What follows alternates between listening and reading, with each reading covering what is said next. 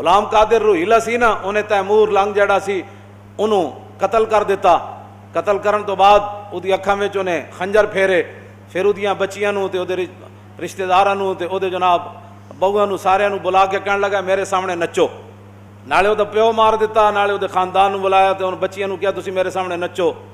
او جڑیاں تیمور لنگ دیاں وڈیاں وڈیاں زنانیاں سن, پھپھیاں خالہ, انہاں غلام قادر روہیلا نوں کہن لگے اے حکومت آنی جانی شے وے, ایڈا ظلم نہ کر کے اسی پردہ دار عورتاں اور شاہی خاندان دیاں بچیاں ساڈے نال تے تو ہن نچن دا جڑا آرڈر ہے نا اے نہ کر.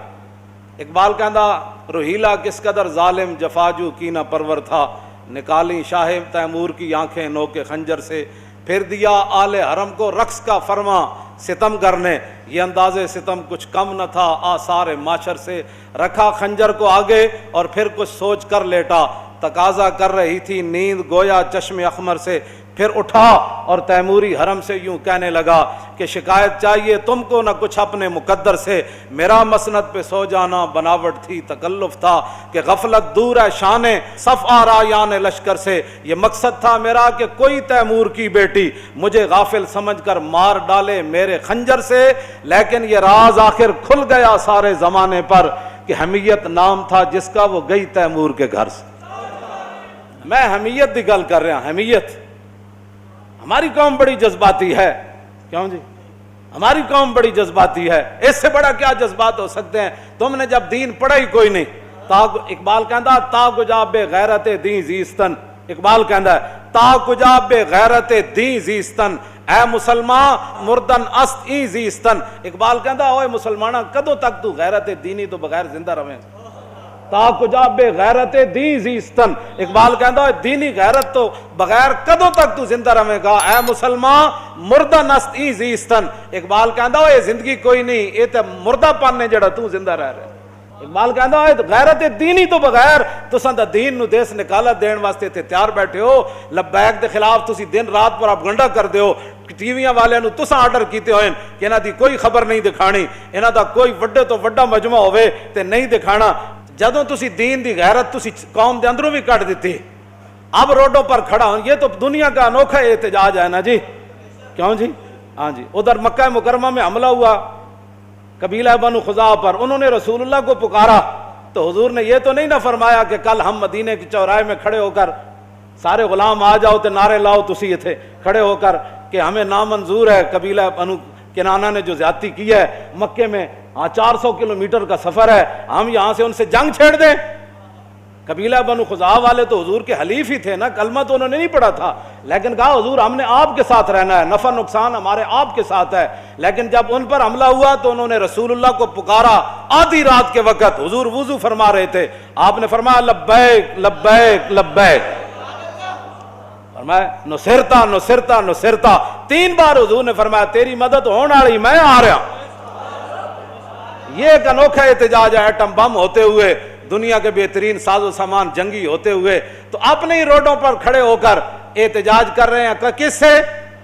جو کشمیر کے اندر خون بہا رہا ہے, جو بچیوں کی عصمتیں لوٹ رہا ہے, اور جو بوڑھے اور جوانوں کو قتل کرنے کے بعد ان کے اعضاء کاٹ رہے ہیں, ان کے لیے اپنے روڈوں پر کھڑے ہو کر احتجاج کر رہے ہیں. قوم جناب جہاں اشارے ہیں وہ اشاروں پر کھڑی ہو جائے, کیا کہ ہم کیا جی اب کیا بات کی جائے مولانا.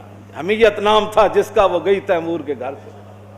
غلام قادر روہیلا کہنے لگا, وہ جدوں کڑیاں نو سامنے بٹھا لیا نا, انہیں کہا نچو نہیں میرے سامنے بیٹھو. سامنے بیٹھا نا تو اپنا خنجر لا کے انہیں میز ہوتے رکھ دیتا, پھر اینج پیچھے ٹیک لا کے تے سو گیا.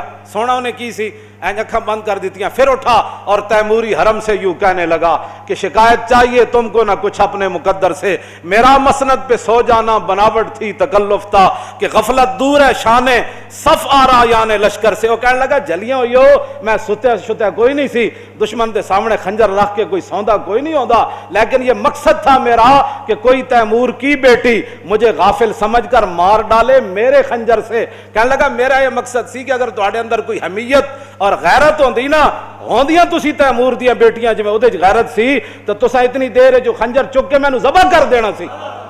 لیکن یہ راز کھل گیا آخر سارے زمانے پر کہنے لگا یہ خنجر میں نے رکھا اور پھر اٹھا کے تم ایسے کانپ رہی تھی تو میں دنیا کے اندر یہ راز کھل گیا کہ حمیت نام تھا جس کا، وہ گئی تیمور کے گھر سے. کہنے لگا حمیت اور غیرت جو تھی نا وہ تیمور کے گھر سے گئی ہے، تو غلام قادر روہیلا اس پر قابض ہوا ہے.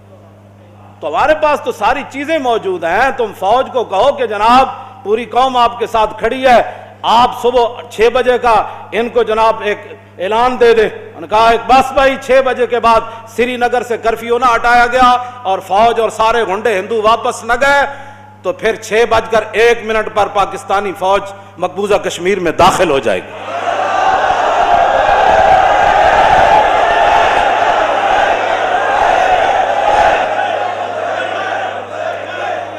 اقبال کہندا اس میں کیا شک ہے کہ محکم ہے یہ ابلیسی نظام. اقبال رویا، کہنے لگا اس میں کیا شک ہے کہ محکم ہے یہ ابلیسی نظام اور پختہ تر اس سے ہوئے خوئے غلامی میں عوام. ہیں جی، پختہ تر اس سے ہوئے خوئے غلامی میں، آرزو اول تو پیدا ہو نہیں سکتی کہیں. اقبال رویا، کہنے لگا جس نظام کے تحت مسلمان چل رہے ہیں نا، آرزو اول تو پیدا ہو نہیں سکتی کہیں، ہو کہیں پیدا تو مر جاتی ہے یا رہتی ہے خام. اقبال کہنا آرزو پیدا ہی نہیں ہوتی جہاد دی، جے پیدا ہوئے کیوں جی اپنا انہیں اعلان کر دیتا ہم جناب وہ یہ تو احتجاج کرنا یہ تو عوام کا حق ہے جن کے پاس طاقت نہیں ہے، جن کے پاس اقتدار نہیں ہے. لیکن رب ہے جس کام سے ہمیں روکتے تھے. یہ لبیک والے کون ہیں؟ یہ آئے روڈ بند کر دیتے ہیں، خاکے باہر بنے ہیں، احتجاج یہاں کرتے ہیں. تو میں نے کہا حملہ کشمیر پر ہوا، احتجاج شارع دستور پر کیسے ہو گیا؟ کیوں جی؟ رب ہے نا، جو حضور کے لیے نہ نکلے کم از کم کشمیر کے لیے تو نکلے. کیوں جی؟ لیکن وہ تو سجدہ ہوا ہی نہیں، سر جھکا دل جھکا ہی نہیں. وہ تو کیا باتیں کرتے ہو؟ جو باتیں ہم آج شارع فیصل بند ہوگا نا، آج تو کوئی ایمبولینس نہیں آئے گی نا، آج تو قوم کا کوئی نقصان نہیں ہوگا نا. آج سارا کچھ یہ نقصان تو صرف اس وقت ہوتا ہے جب کوئی حضور کی عزت کے لیے نکلتا ہے، اس وقت وہ دہشت گرد بھی بن جاتا ہے، اس کے لیے وہ جناب اس وقت ملک کے معیشت کا بھی نقصان ہو جاتا ہے. کیوں جی؟ ایمبولینسیں بھی بند ہو جاتی ہیں، لوگ گھروں میں قید ہو جاتے ہیں، فلاں ہو جاتا ہے. خدا وہ جو کام تم حضور کے لیے نہ کر سکے یہ تو اپنی قسمت کی بات ہے. یہی تو امتحان ہے تنویر کہ کس نے کس کو خوش کرنا ہے. جی ہاں جی، اب تو موقع تھا مقبوضہ کشمیر میں داخل ہونے کا. پوری پچھلی ساریاں جناب قرض اتارن دا موقع سی، سارے قرض اتارن دا موقع سی. فتح مکہ والے دن جب رسول اللہ تشریف لائے نا تو صحابہ کو وہ باتیں بھولی تو نہیں تھی نا. کیوں جی؟ وہ بھولی تو نہیں تھی.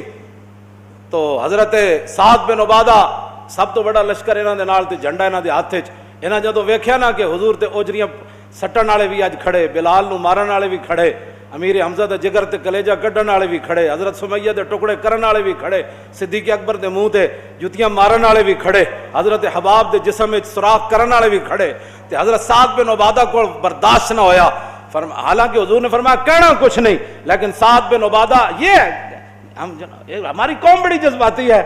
ہاں جی، صحابی رسول جدوں ویکھے نا سارے کھڑے تو آپ نے فرمایا الیوم یوم الملحمہ الیوم تستحل الکعبہ.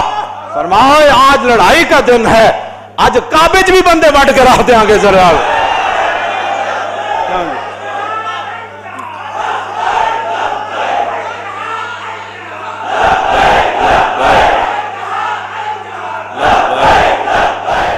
ارتجت آل مکہ تھا.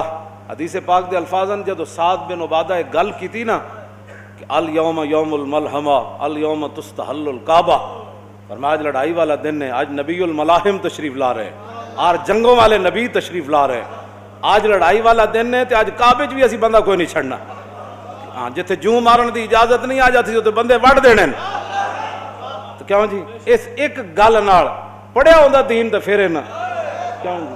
پڑھیا ہوندا دین تے پھر نہ دین جدو پڑھے ہی کوئی نہیں. اقبال کہندا از غلامی بزم ملت فرد فرد ایواں بہیواں اندر نمرد یک اندر قیام وہی در سجود کاروبارش چوں صلاتے بے امام.